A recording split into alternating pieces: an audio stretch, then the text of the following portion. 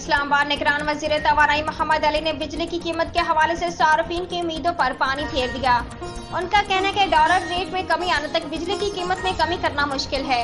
نجی T V channel سے گفتگو کرتے ہوئے نگران وزیر توانائی نے بتایا کہ 60% بلنگ ریکوری نہیں ہوتی، جس پر کام کر رہے ہیں۔ انہوں نے کہا کہ پی آئی اے اسٹیل ملز بند نہیں کر سکتے، اس سے لاکھوں لوگوں کا روزگار وابستہ ہے، تاہم آہستہ آہستہ چیزوں کو ٹھیک کر رہے ہیں۔ ایک سوال کے جواب میں نگران وزیر توانائی محمد علی کا کہنا تھا کہ سال 2020 سے قبل فرنٹ آئل سے فائدہ نہیں ہو رہا تھا، لیکن آج ہو رہا ہے۔ وزیر داخلہ جی بی نے کہا ہے کہ بھارتی میڈیا گلگت بلتستان کے پرامن حالات کو خراب دکھا رہا ہے، حالات مکمل کنٹرول میں ہیں۔ وزیر اعلیٰ جی بی حاجی گلبر خان اور وزیر داخلہ شمس الحق لون نے پریس کانفرنس کرتے ہوئے کہا ہے کہ پڑوسی ملک کا میڈیا شرنگیزی پھیلانے کے لیے گلگت بلتستان کے پرامن حالات کو خراب دکھا رہا ہے۔ شمس الحق لون نے کہا کہ کسی کو حکومتی رٹ چیلنج کرنے کی اجازت نہیں، حالات مکمل کنٹرول میں ہے، ہوتا کچھ نہیں، بھارتی میڈیا قصداً منفی پروپیگنڈا کرتا ہے۔ پی ڈی ایم کی شہباز شریف کی سربراہی میں قائم اتحادی حکومت کے ختم ہوتے ہی مل کر فیصلے کرنے والوں میں لڑائی چھڑ گئی۔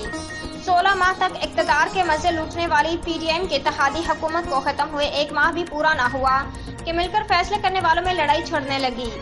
چند ہفتوں پہلے تک ہم نوالا ہم پیالہ حلیف جماعتیں پیپلز پارٹی اور نون لیگ اب ایک دوسرے کے خلاف صف آرا ہو رہی ہیں۔ چینی ریکارڈ مہنگی ہوئی تو نون لیگ نے چینی برآمد کرنے کی ذمہ داری پیپلز پارٹی پر عائد کر دی۔ صحافیوں سے گفتگو کرتے ہوئے احسن اقبال نے کہا کہ امپورٹ اور ایکسپورٹ کا فیصلہ وزارت تجارت کرتی ہے۔ پی ڈی ایم حکومت میں یہ وزارت پیپلز پارٹی کے پاس اور اس کے ذمہ دار وزیر تجارت نوید قمر ہیں۔ اسلام آباد نگران وزیر اعظم انوار الحق کاکڑ کا کہنا ہے کہ بجلی صارفین کو ریلیف دینے کے لیے حقائق پر مبنی غیر روایتی حل تلاش کر رہے ہیں، عوامی جذبات مجروح کیے بغیر کم مدت میں مسئلے کو حل کر لیں گے۔ تفصیلات کے مطابق نگران وزیر اعظم انوار الحق کاکڑ نے غیر ملکی ذرائع ابلاغ کے نمائندوں سے گفتگو کرتے ہوئے کہا کہ بجلی صارفین کو ریلیف کے لیے حقائق پر مبنی غیر روایتی حل تلاش کر رہے ہیں۔